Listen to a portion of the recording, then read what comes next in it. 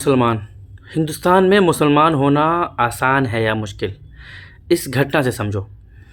UP के एक शहर बरेली में कुछ ऑलमोस्ट 12 से 15 मुसलमान अपने निजी प्रॉपर्टी में नमाज़ पढ़ रहे थे।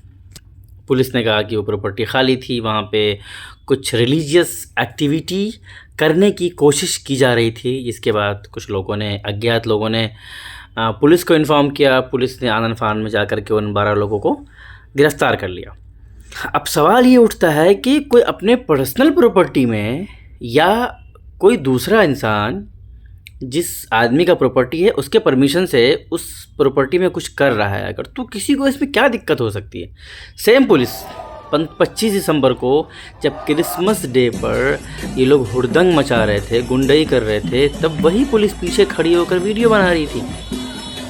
और आपको ये सुनकर बहुत ही हैरानी होगी कि मतलब एक ऐसी जगह पे जहाँ पे उसकी पर्सनल प्रॉपर्टी है और वहाँ पे अगर किसी ने कोई नमाज़ पढ़ रहा है, और जब आपको पता है कि जब मुसलमान नमाज़ पढ़ते हैं तो वहाँ पे कोई नॉइज़ नहीं होती, ऐसी कोई एक्टिविटी नहीं होती जहाँ पे दूसरों को परेशानी हो, किसी पड़ोसी को परेशानी हो कि बहुत आवाज़ आ रही है और ये वो।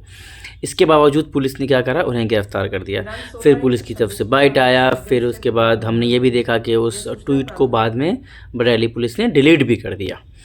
तो मतलब हम एक ऐसे देश में रह रहे हैं जहाँ पे one of the largest democracy, हम एकता की बात करते हैं, हम सबका साथ, सबका विश्वास, सबका विकास, इसकी बात करते हैं, लेकिन on ground it's something different. 2027 में यूपी में इलेक्शन होने हैं, तो ये सारी चीज़ें अगर आप देखोगे तो कहीं ना कहीं एक ऐसे देश की तरफ ले जा रहा है हमें जिसकी हम कल्पना नहीं कर सकते।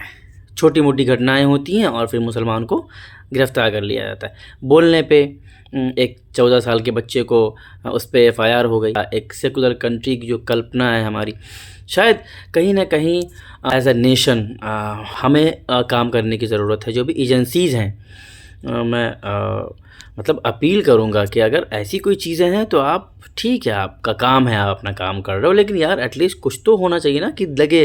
काफ़ी सारे लोगों ने, बड़े बड़े लोगों ने इस पर ट्वीट करा, बात करी इस पर कि ये क्या चल रहा है।